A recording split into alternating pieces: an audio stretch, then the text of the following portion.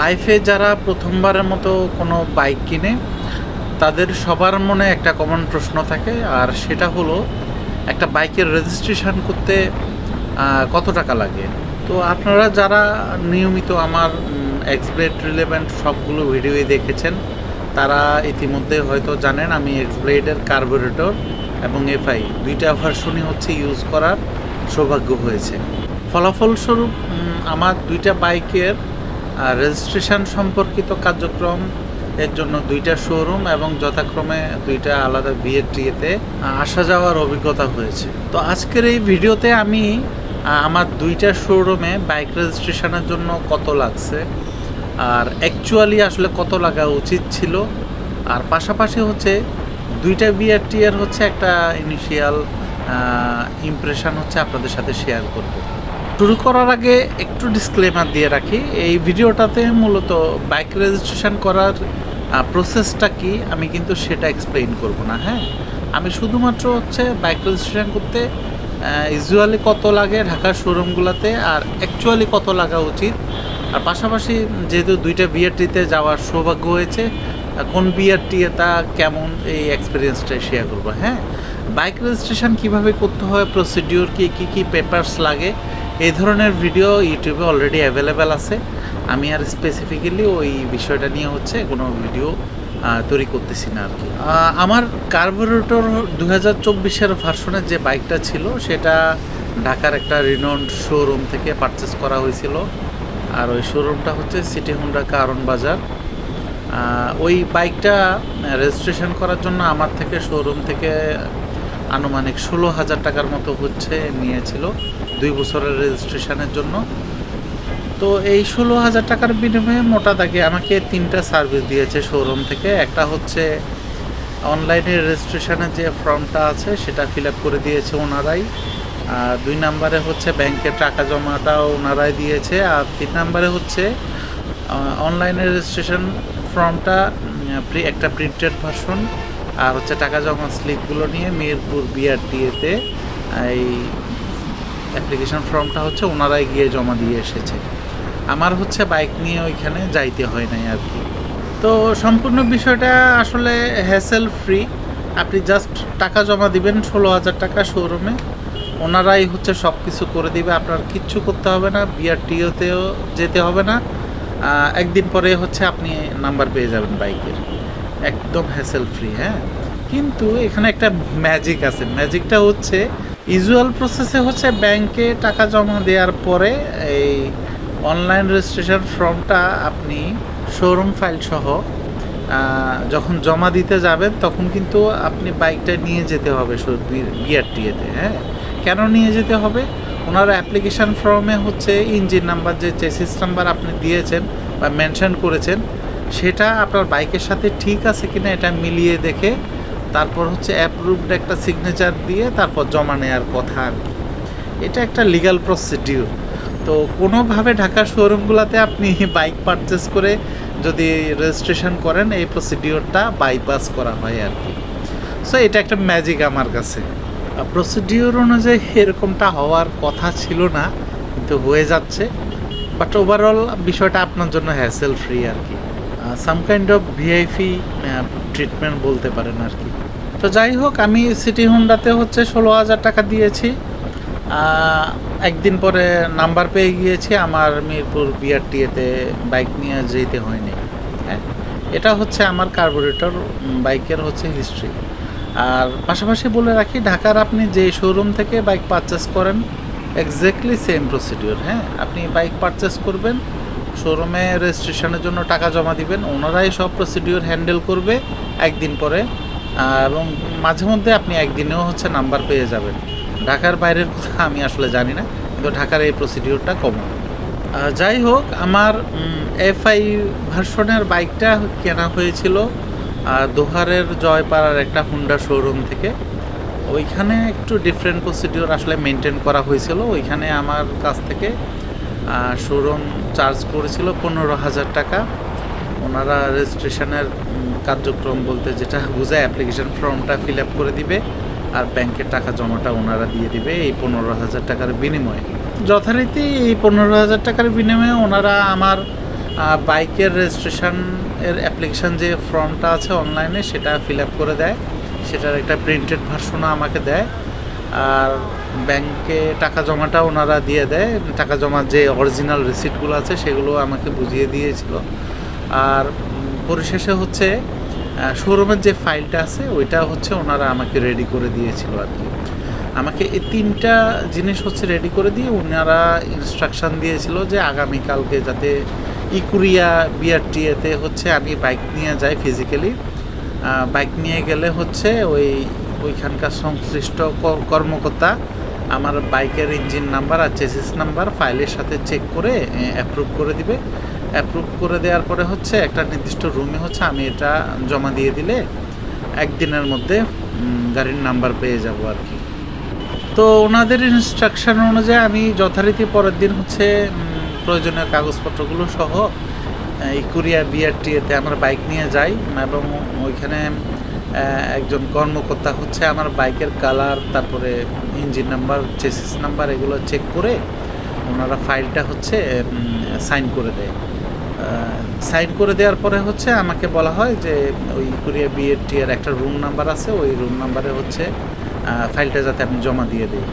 তো এরপর আমি ফাইলটা ওইখানে জমা দিয়ে আসি নিজেই। জমা দেওয়ার পর হচ্ছে আমাকে জানানো হয় আজকে তো একটু বিকেল হয়ে গেছে, আজকে হচ্ছে নাম্বারটা আসলে হবে না, আগামীকালকে দুপুরের পর যাতে আমি আসলে হচ্ছে ওনারা আমাকে বাইকের নাম্বার দিয়ে দিবে। তো যথারীতি আমি পরের দিন যাই, পরের দিন গেলে আমাকে ঠিক দুপুরেই হচ্ছে আমার বাইকের নাম্বারটা দিয়ে দেয়।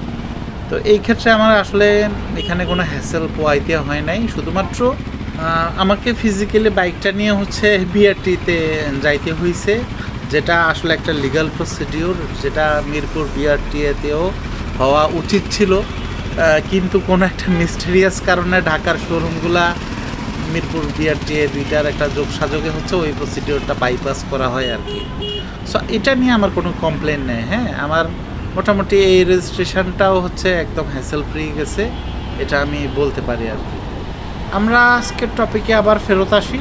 মোটামুটি 2টা শোরুমের এক্সপিরিয়েন্স পাশাপাশি আমি আরও বেশ কিছু ঢাকার রেনন শোরুমে ফোন করে খোঁজ নিয়ে যেটা বুঝতে পারছি, ঢাকাতে আপনার 150 সিসির একটা বাইক রেজিস্ট্রেশন করার জন্য ওনারা শোরুম থেকে শোরুম ভেদে 14,000, 15,000, 16,000 এই 3টা রেঞ্জের যে কোনো একটা হচ্ছে চার্জ করে আর কি। এবার যে যেভাবে ম্যানেজ করতে পারে, কেউ 14,000-এ হয়তো ম্যানেজ করতেছে, কেউ 16,000-এ ম্যানেজ করতেছে, বিষয়টা এরকম আর কি। 14 থেকে 16,000 টাকা 2 বছরের জন্য লাগে। আর আপনি যদি 10 বছরের জন্য রেজিস্ট্রেশন করেন সেই ক্ষেত্রে হচ্ছে আমার ধারণা 23 থেকে 25,000 টাকার মধ্যে হচ্ছে ওনারা চার্জ করে। তো এখন প্রশ্ন হলো, অ্যাকচুয়ালি আসলে একটা 150 সিসি বাইকের রেজিস্ট্রেশন করতে কত লাগে, মানে গভর্নমেন্ট ফি কত, তো সেটাই আপনাদের সাথে শেয়ার করব। তো একটা 150 সিসির বাইক রেজিস্ট্রেশন করার জন্য গভর্নমেন্টকে আপনাকে 6টি খাতে হচ্ছে টাকা দিতে হবে। আর সেগুলো হলো 1 নম্বরে contribution to financial assistant fund. এই খাতে ওয়ান টাইম একটা ফি আছে 1150 টাকার মতো আপনার জমা দিতে হবে। এই টাকাটা একটু সামারি করে বলে, এই টাকাটা আসলে মানে বাংলায় বলে একটা কল্যাণ ফান্ড হচ্ছে বিআরটিএ আপনার থেকে জমা নেয়, ওয়ান কাইন্ড অফ ইন্স্যুরেন্সের মতো। আপনার বাইকের কোনো অ্যাক্সিডেন্ট হলে আপনি অ্যাপ্লিকেশান করলে হচ্ছে বিআরটিএ থেকে কিছু টাকা ফাইন্যান্সিয়াল এইড অথবা আর্থিক সহায়তা হিসেবে আপনি পাওয়ার কথা, কিন্তু প্র্যাকটিক্যালি আজ পর্যন্ত কেউ এই খাতে অ্যাপ্লিকেশান করেছে কি না, বা করে থাকলেও হ্যাসেল ফ্রি ওয়েতে এই খাত থেকে সহযোগিতা পেয়েছে কি না, এটা নিয়ে আমার যথেষ্ট সন্দেহ আছে। ইনফ্যাক্ট এইরকম একটা খাতে যে অ্যাপ্লিকেশান করলে টাকা পাওয়া যায় এটা অনেকেই জানে কি না, আমার এটা নিয়ে যথেষ্ট সন্দেহ আছে। আপনারা জানেন কি না? তো এই ফান্ডের টাকাগুলো শেষ পর্যন্ত কোথায় যায় এটা আসলে গভর্নমেন্টের সংশ্লিষ্ট অফিসাররাই জানে আর কি। তো যাই হোক, মূল কথা হচ্ছে এই খাতে হচ্ছে আপনাকে 1150 টাকার মতো জমা দিতে হবে সরকারকে। 2 নাম্বার খাত হচ্ছে ডিজিটাল নাম্বার প্লেট। এই খাতে আপনাকে 2260 টাকার মতো জমা দিতে হবে। এইটাও কাইন্ড অফ ওয়ান টাইম, কারণ আপনার এই টাকার বিনিময়ে আপনার যে ডিজিটাল নাম্বার প্লেটটা আছে বাইকের পিছনে লাগান সেটা পাবেন। আর শুধুমাত্র আপনার নাম্বার প্লেটটা যদি কখনো হারাই যায় তখন হচ্ছে এটা রিইস্যু করার জন্য যে রিইস্যুর ফি আছে সেটা জমা দিতে হবে আর কি, আবার নতুন করে। আদারওয়াইজ হচ্ছে এই নাম্বার প্লেটের জন্য এটা ওয়ান টাইম ফি, হারিয়ে না গেলে এটা ফর লাইফ টাইম। এরপরে ডিজিটাল রেজিস্ট্রেশন সার্টিফিকেট নামে একটা খাতে ওয়ান টাইম আপনাকে 555 টাকার মতো জমা দিতে হবে। আর 4 নাম্বারে হচ্ছে ইস্যু অফ নিউ রেজিস্ট্রেশন নামে একটা খাতে 4370 টাকার মতো আপনাকে জমা দিতে হবে। এই খাতটাও ওয়ান টাইম, অর্থাৎ একবার টাকা জমা দিলে আপনার বাইকের লাইফ টাইমে আর কোনো টাকা দিতে হবে না এই খাতে আর কি। 5 নাম্বার যে খাতে আপনাকে 2300 টাকা দিতে হবে সেটা হচ্ছে এইসব ট্যাক্স টোকেনের জন্য, অর্থাৎ ট্যাক্স টোকেন প্রতি 2 বছর জন্য হচ্ছে আপনার 2300 টাকার মতো জমা দিতে হবে। এই একটা খাত হচ্ছে ওয়ান টাইম না, এটা মোটামুটি আপনার প্রতি 2 বছর অন্তর অন্তর রিনিউ করতে হবে এবং সর্বোচ্চ 5 বার, অর্থাৎ 10 বছরের জন্য আপনার এটা মেনটেন করতে হবে আর কি। সর্বশেষে ওয়ান টাইম আরেকটা খাত আছে, সেটা হলো supplementary duty on domestically produced commodities. এই খাতে আপনাকে ওয়ান টাইম 1129 টাকার মতো জমা দিতে হবে। এটা সহজ ভাষায় বললে এটা আসলে অতিরিক্ত শুল্ক, অর্থাৎ সরকার হচ্ছে আলাদা করে বাড়তি ট্যাক্স নেয় কিছু প্রোডাক্টের উপর, বিশেষ করে লাক্সারি প্রোডাক্টগুলোর উপর।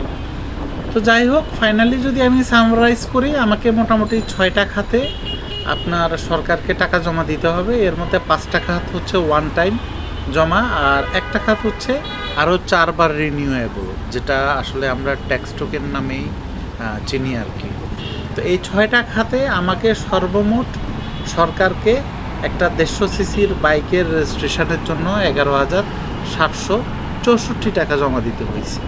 সুতরাং বলা যায়, আপনি যদি আপনার বাইকের রেজিস্ট্রেশন শোরুমের মাধ্যমে না করায় নিজে সম্পূর্ণ হ্যান্ডেল করেন, আপনার সর্বোচ্চ 12,000 টাকার মতো খরচ হবে। এর বেশি খরচ হওয়ার কোনো খাতই নেই। হ্যাঁ, তো এখানে তো বোঝা যাচ্ছে শুভঙ্করের ফাঁকি।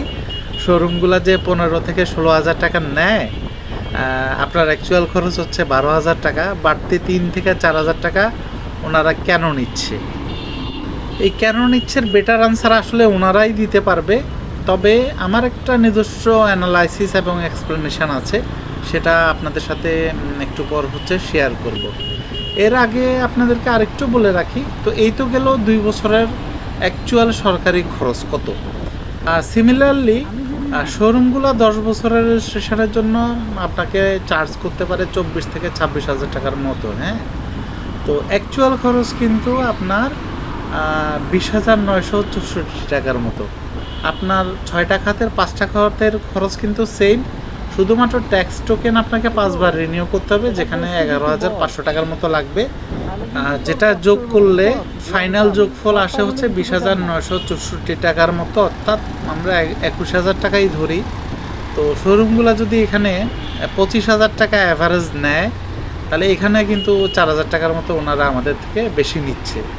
সুতরাং অ্যানালাইসিস করলে দেখা যাচ্ছে আপনি 2 বছরের রেজিস্ট্রেশন করলেও 3 থেকে 4,000 টাকা ওনারা বেশি নিচ্ছে, 10 বছরের জন্য করলে হচ্ছে 3 থেকে 4,000 টাকা ওনারা আমাদের থেকে বেশি নিচ্ছে, তাই না? সো অ্যাগেইন এখানে এই 3-4,000 টাকা ওনারা আমাদের থেকে কেন বেশি নিচ্ছে, এটার অ্যাকচুয়াল এক্সপ্লেনেশন ওনারাই হচ্ছে বেটার দিতে পারবে। তবে আমার ধারণা ওনারা হয়তো আপনাকে আনসার দিবে যে আপনাকে একটা ফাস্ট ট্র্যাক সার্ভিস দিচ্ছে, অর্থাৎ হচ্ছে রেজিস্ট্রেশনের অ্যাপ্লিকেশন ফর্মটা ওনারা ফিল আপ করে দিল, আপনার ব্যাংকের টাকাটা ওনারা জমা দিয়ে দিল, বিআরটিএতে ফাইলটা ওনারা জমা দিয়ে আসলো, আপনার কোনো হ্যাসেল করতে হয়নি। এগুলোর বিনিময়ে হচ্ছে আপনি ওনাদেরকে একটা সার্ভিস চার্জ দিচ্ছেন, এটা আর কি। এখন এটাকে আমি সার্ভিস চার্জ হিসেবে খুশি মনে মেনে নিতাম যদি ওনারা আমাকে অফার করতো যে আমার রেজিস্ট্রেশনের জন্য অ্যাকচুয়াল কস্ট এটা, আর পাশাপাশি একটা ফাস্ট ট্র্যাক সার্ভিস ওনারা অফার করতেছে, যেটা বিনিময়ে ওনারা আমাকে এই হ্যাসেলগুলা থেকে মুক্ত করে দিবে। পাশাপাশি হচ্ছে এই সার্ভিসটা এবং সার্ভিস চার্জটা ডকুমেন্টেড হবে। হ্যাঁ, আপনাকে একটা রিসিপ্ট দিবে যে আপনাকে আমরা এই সার্ভিসটা দিয়েছি, এটার বিনিময়ে এত টাকা চার্জ করছি আমরা। এটা হচ্ছে তখন একটা আমি লিগালাইজড করে ফেলতে পারতাম আর কি। তো ওনারা যেহেতু এটা করছে না, আমার থেকে একটা গ্রে ওয়েতে এক্সট্রা টাকাগুলো নিচ্ছে আনডকুমেন্টেড। ইভেন আমাকে ইনফর্মও করতেছে না যে এক্সট্রা টাকাটা কোন খাতে ওনারা নিতেছে, কেন নিচ্ছে। সেহেতু এটাকে আমি কিভাবে ব্যাখ্যা করবো আসলে বুঝতে পারছি না। আমি আসলে খুব রুডভাবে কথা বলতে পারি না, কিন্তু এটা ওয়ান কাইন্ড অফ ব্রোকারি। হ্যাঁ, এটা ঠিক কিনা আপনারাই বিবেচনা করেন, কমেন্টসে জানাবেন আর কি। হ্যাঁ, এখন একটা প্রশ্ন হতে পারে অ্যাজ এ বায়ার আমি কেন দিচ্ছি। এটার বেশ কিছু উত্তর আছে। এক নম্বর উত্তর হচ্ছে বেশিরভাগ বায়ার হচ্ছে এটা জানে না অ্যাকচুয়াল কস্ট কত, এক্সট্রা কত নিচ্ছে। বেশিরভাগ বায়ার কিন্তু এটা অ্যাওয়ার না। হ্যাঁ, বিশেষ করে প্রথমবারের মতো যদি আপনি বাইক পারচেস করেন, অনেক সময় দেখা গেছে ও পুরনো বায়ার অথচ এটা জানে না। হ্যাঁ, এরকম হতেই পারে। প্রত্যেকবারই এইভাবে শোরুম দিয়ে করাইছে, অ্যাকচুয়ালি কত টাকা লাগছে উনি ডিগ ইনটুও করেনি। হ্যাঁ, এই আর কি। আর দুই নাম্বার কারণ হচ্ছে ভাই আমাদের আবেগ আর হচ্ছে ধৈর্যহীনতা। আর শোরুমের মাধ্যমে আপনি যখন রেজিস্ট্রেশনটা করায় নেবেন, পুরো বিষয়টা হ্যাসেল ফ্রি হয়। একদিনেই আপনি নাম্বার পেয়ে যাবেন, বিশেষ করে ঢাকায় কোনো ঝামেলা নাই। তো পরের দিন থেকে আপনি বাইক চালাতে পারবেন রাস্তায়। কিন্তু আপনি যখন এটা ফার্স্ট হ্যান্ড সব কিছু হ্যান্ডেল করতে যাবেন, তখন কিন্তু দেখা গেছে একদিনে সব কিছু ম্যানেজ নাও করতে পারেন। দেখা গেছে 2 থেকে 3 দিন, ইভেন 4 দিনও লাগতে পারে আপনার পুরো প্রসেসটার মধ্যে দিয়ে যাইতে। আবার বাইকের নাম্বার যদি আপনি না পান, রাস্তায় কিন্তু বাইক চালাতে পারবেন না আপনি। হ্যাঁ, এখন দেখা গেছে 3-4 দিন একটা নতুন বাইক পারচেস করার পরে এটা না চালায় থাকতে পারার যে ধৈর্যটা, এটা আসলে বেশিরভাগ বাইকারের হয় না। হ্যাঁ, বিশেষ করে আপনি যখন 2-2.5-3 লাখ টাকা দিয়ে একটা বাইক কিনেন, তখন এই 2-3-4 হাজার টাকা এগুলো আপনি তখন ড্যাম কেয়ার হয়ে যান। আপনার কথা হচ্ছে আমার এক্ষুনি নাম্বার লাগবে, এখনই আমি বাইকটা চালাবো। এই যে একটা বিষয়, এটাও কিন্তু একটা শোরুমওয়ালাদের জন্য সুযোগ। এটার কারণে হয় দেখা যায় যে আমরা 3-4 হাজার টাকা বেশি লাগছে জেনে শুনেও হচ্ছে আমরা এই প্রসেসের মধ্যে দিয়ে যাই। আরেকটা কারণ হতে পারে, দেখা গেছে শোরুমের মাধ্যমে যদি আপনি রেজিস্ট্রেশন না করেন, সেক্ষেত্রে শোরুম আপনার সাথে কোঅপারেটিভ হয় না। হ্যাঁ, শোরুমের বাইকের যে ফাইলটা আছে, ওই ফাইলটা ওনারা দেখা গেছে রেডি করে দিতে চায় না, ডিলে করে। ফাইল রেডি হয় না বলে 2 দিন ঘুরাবে, অথবা ওই ফাইল রেডি হলেও কিছু কিছু শোরুম ডেসপারেট হয়ে বলবে ফাইলের বিনিময়ে ওনাদেরকে 1 থেকে 2 হাজার টাকা দিতে হবে। এই ধরনের ইস্যু আমার ইন্টারনেটে চোখে পড়ছে। হ্যাঁ, এই সব কিছু মিলাই আসলে এগুলা ইন্ডিভিজুয়ালি করা হয় না, কিন্তু করা গেলে এই 3 থেকে 4 হাজার টাকা আসলে সেভিংস করা সম্ভব। তো যাই হোক, আপনারা যারা নতুন বাইক কিনবেন, আপনারা তো জানলেন যে অ্যাকচুয়ালি কত টাকা লাগে একটা বাইকের রেজিস্ট্রেশন করতে। তো সেই ক্ষেত্রে আপনারা অবশ্যই স্মার্ট ওয়েতে এটা হ্যান্ডেল করবেন। আমরা হয়তো ধরা খেয়ে গেছি, কিন্তু আপনারা যাতে না খান সেই জন্যই হচ্ছে আমার এই ভিডিওটা শেয়ার করা। তো যেটা করতে পারেন, বাইকটা কেনার জন্য যখন শোরুমগুলোতে যাবেন, তাদের সাথে রেজিস্ট্রেশনে কত টাকা লাগবে এটা ডিসকাস করে নেবেন। ওনারা মনে রাখবেন, বাইক কেনার জন্য শোরুমে বাইকের টাকা জমা দেওয়ার আগে আপনার হাতে নেগোসিয়েশন পাওয়ার আছে। হ্যাঁ, আপনি অবশ্যই বাইকের টাকা জমা দেওয়ার আগে ভালোভাবে নেগোসিয়েট করে নেবেন, যত কমে পারা যায় আর কি। ধরেন অ্যাকচুয়ালি 12 হাজার টাকা লাগলে আপনি চেষ্টা করবেন 14 হাজার টাকার মধ্যে ম্যানেজ করতে, বা 13 হাজার টাকার মধ্যে বেস্ট, যেটা যদি সম্ভব হয় আর কি। না হলে 14-15 হাজার টাকা, যত কমে পারা যায় আর কি। তো এটা টাকা জমা দেওয়ার আগে করবেন। বাইক কেনার জন্য একবার টাকা জমা দিয়ে দিলে আপনি ধরা, আপনারা তখন কোনো ডিসকাশন, নেগোসিয়েশন এগুলো করার সুযোগ নাই। হ্যাঁ, তো আপনাদের জন্য বেস্ট অফ লাক, এই আর কি। ও আচ্ছা, আমার পার্সোনাল একটা থট শেয়ার করতে আমি ভুলেই গেছি। আর সেটা হচ্ছে, প্রথমবার যখন আমি কার্বোরেটর বাইকটা পারচেস করেছিলাম ঢাকা থেকে, তখন তো রেজিস্ট্রেশনের সময় আমার 16 হাজার টাকা লাগছিল, আপনারা জানেন। তখন অ্যাকচুয়ালি কত টাকা লাগে রেজিস্ট্রেশনের জন্য সেটা আমার জানা ছিল না, আই ওয়াজ ব্লাইন্ড। সো ওনারা 16,000 টাকা বলছে, আমার ধারণা ছিল হয়তো এই টাকাই লাগে আর কি। তো দ্বিতীয়বার যখন আমি এফআই বাইকটা দোহার থেকে পারচেস করেছিলাম, তখন কেন আমি 15,000 টাকা দিয়ে রেজিস্ট্রেশন করিয়েছি, কেন আমি 12,000 টাকা খরচ করে সরাসরি নিজে করাইনি, এই ধরনের একটা প্রশ্ন মাথায় আসতেই পারে, সেটার এক্সপ্লেনেশন দিতে চাই আপনাদেরকে। প্রথম কারণ হচ্ছে আমি পার্সোনালি একটু বিজি লাইফ লিড করি, এই কারণে এটা নিয়ে যে একটু এদিক সেদিক যাব বা 2-3 দিন এটা নিয়ে সময় দেব, ওই সময়টা আসলে আমার তখন ছিল না। আর 2 নাম্বার কারণ হচ্ছে আমি শোরুমে হচ্ছে 13 বা 14,000 টাকাতে ম্যানেজ করার ট্রাই করছিলাম, কিন্তু ফেইল্ড করেছি আসলে একটা বিশেষ কারণে। সেটা হলো, আপনারা তো জানেন আমার এই বাইকটা 2025 ভার্সনে কিট চেঞ্জ করে হচ্ছে আমি 2024-এর কিট লাগাইছি। তো এই কিট চেঞ্জ বা কিটগুলো ম্যানেজ করার একটা সাপোর্টের হচ্ছে আমার বিষয় ছিল। আমি প্রথমে ঢাকার শোরুমগুলোতে ভিজিট করছি, বেশ কিছু রিউনিয়ন শোরুমে 3-4টার মতো। তো কোনো শোরুমে হচ্ছে এই কিট এক্সচেঞ্জ বা কিট চেঞ্জ করে দেওয়ার সাপোর্টটা আসলে আমাকে প্রোভাইড করার প্রতিশ্রুতি দিতে পারে নাই আর কি। তো অনেক খুঁজে না পেয়ে আমি পরবর্তীতে হচ্ছে আমার এক ফ্রেন্ডের সহযোগিতায় দোহারে ওই সাপোর্টটা পাই। তো ওইখানে আসলে এই কিট ম্যানেজ করা এবং এক্সচেঞ্জ করা যে ফ্যাসিলিটিসটা ছিল, এই ফ্যাসিলিটিসটার জন্য আমি আসলে দোহা ছাড়া অন্য কোনো শোরুমে পারচেস করার অপশান ছিল না আর কি। তো সেই জন্যে আসলে অনেক ম্যানেজ করেও, মানে ওনাদের সাথে নেগোশিয়েট করেও খুব বেশি সুবিধা করতে পারি নাই। ওনারা প্রথমে একটু বেশি চাইলেও পরে 15,000 টাকা রাজি হয়েছিল। আমি হচ্ছে সব কিছু বিবেচনা করে আসলে অ্যাগ্রিড করেছিলাম আর কি। আর পাশাপাশি কিট ম্যানেজ এবং এক্সচেঞ্জ করে দেওয়ার যে বিষয়টা ছিল, ওটা ওনারা ফ্রি অফ কস্টেই আমাকে প্রোভাইড করছিল আর কি সার্ভিসটা। তো এই সার্ভিসটার বিনিময়ে আসলে সব কিছু মিলে ওভারঅল আমি এটাকে ওকে ডিল হিসেবে নিয়েছিলাম আর কি। তো এই তো গেল একটা 150 সিসি বাইকের 2 বছর এবং 10 বছরের রেজিস্ট্রেশনের অ্যাকচুয়াল কস্ট কত লাগে, আর প্র্যাকটিক্যালি হচ্ছে শোরুমগুলোতে কত টাকা চার্জ করে, তার বিস্তারিত।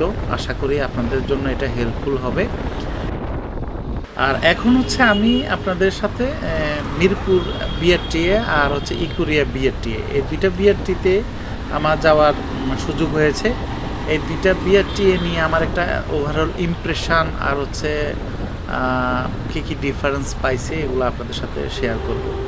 বিষয়টা হয়তো আপনাদের জন্য খুব একটা ইন্টারেস্টিং হবে না, তারপরেও আপনাদের যদি আগ্রহ থাকে দেখতে পারেন। প্রথমেই মিরপুর বিআরটিএ নিয়ে আমার ফার্স্ট ইমপ্রেশন হচ্ছে ওরা খুবই প্রফেশনাল এবং অর্গানাইজড। কিন্তু একটা প্রবলেম হচ্ছে এটা ওভার ক্রাউডেড ও বটে আর কি। প্রচুর গাড়ি এখানে রেজিস্ট্রেশন হয় ঢাকার একটা বৃহৎ অংশ নিয়ে।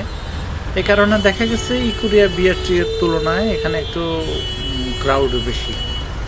তো দুইটা বিআরটিএতেই হচ্ছে আমি ফাইল জমা দেওয়ার পরে একদিন পরে হচ্ছে গাড়ির নাম্বার পেয়ে যাই, কিন্তু নাম্বার প্লেট হচ্ছে আমার 1 মাসের মধ্যে আসলেও দুইটা বিআরটিএতে, মিরপুর বিআরটিএ থেকে আমি কোনো SMS পাই নাই আমার যে নাম্বার প্লেট রেডি হয়ে গেছে। আমি বিআরটিএর অফিসিয়াল অ্যাপটা প্রায় 1.5 থেকে 2 মাস পরে কোনো একটা কারণে ডাউনলোড করে চেক করে দেখি যে আমার নাম্বার প্লেট রেডি, অথচ আমি কোনো SMS পাই নাই, যেটা আমার পাওয়া উচিত ছিল। উল্টা দিকে হচ্ছে ইকুরিয়া বিআরটিএতে আমি প্রায় 25 দিনের মতো সময় লাগছে, 25 দিন পরেই হচ্ছে একটা SMS পাই যে আমার নাম্বার প্লেট রেডি। সো এটা আমার জন্য একটা পজিটিভ ইমপ্রেশন ইকুরিয়া নিয়ে আর কি। দ্বিতীয়ত, নাম্বার প্লেটটা যখন আমি কালেক্ট করতে যাই মিরপুর বিআরটিতে, নাম্বার প্লেটের একটা হোল্ডার দেওয়ার কথা ছিল, সেটা আমাকে দেয় নাই। কিন্তু ইকুরিয়াতে আমাকে একটা নাম্বার প্লেটের হোল্ডার দিছে, যেটা বেশ প্রিমিয়াম মানের ছিল, অর্থাৎ আমরা আউটসাইডের সবগুলা থেকে দেখে শুনে যাচাই করে যে নাম্বার প্লেট হোল্ডারটা পারচেস করি ওই কোয়ালিটির ছিল। সো এটা আমাকে আসলে হ্যাপি করছিল, ইকুরিয়ার প্রতি একটা গুড ইমপ্রেশন ক্রিয়েট করছিল আর কি। আরেকটা বিষয় হচ্ছে মিরপুর বিআরটিএ থেকে আমার বাইকের যে স্মার্ট কার্ডটা ছিল সেটা 1 বছরও পাই নাই, 1 বছর পর্যন্ত অপেক্ষা করেও সেটা আমি পাইনি। অথচ ইকুরিয়াতে আমি বাইকের রেজিস্ট্রেশন করার 2 মাসের মধ্যে হচ্ছে SMS পাইছি যে আমার ডিজিটাল রেজিস্ট্রেশন কার্ডটা রেডি, এবং এটা 2 মাসের মধ্যে আমি পেয়ে গেছি। তো সব কিছু মিলায়ে হচ্ছে আমার এই 2টা বিআরটিতে যাওয়া হয়েছে। ইকুরিয়া বিআরটি এর প্রতি আমার ইমপ্রেশন হচ্ছে বেটার আর কি। তো এটার স্পেসিফিক কোনো কারণ আছে কিনা আমি আসলে জানি না, টেকনিক্যাল কোনো কারণ আছে কিনা, কিন্তু আমার ওভারঅল ইমপ্রেশন হচ্ছে ইকুরিয়া বিআরটিএতে একটু লোড কম কাজের। মিরপুর বিআরটিএ একটা বিশাল অংশ নিয়ে কাজ করার কারণে ওদের সিরিয়াল অনেক বেশি, লোড অনেক বেশি মেনটেন করতে হয়। অথচ ইকুরিয়া মোটামুটি ফাঁকা থাকে বেশিরভাগ সময় আপনি যখন যাবেন। এই কম লোডের কারণে হয়তো ওনারা বেটার সার্ভিস দিতে পারতেছে, but I am not sure, আমি জাস্ট অনুমান করে বলতেছি। এটা হয়তো নাও হইতে পারে, এমনও হইতে পারে মিরপুর বিআরটিএতে অনেকেই অনেক ভালো সার্ভিস পাইছে, আমি হয়তো পাই নাই আর কি। তো এই হলো আজকের ভিডিওর মোটামুটি সম্পূর্ণ বিষয়বস্তু। আশা করি আপনাদের কাছে ভিডিওটা ভালো লাগছে, আর আজকে এতটুকুই। আমার জন্য দোয়া করবেন। আসসালামু আলাইকুম।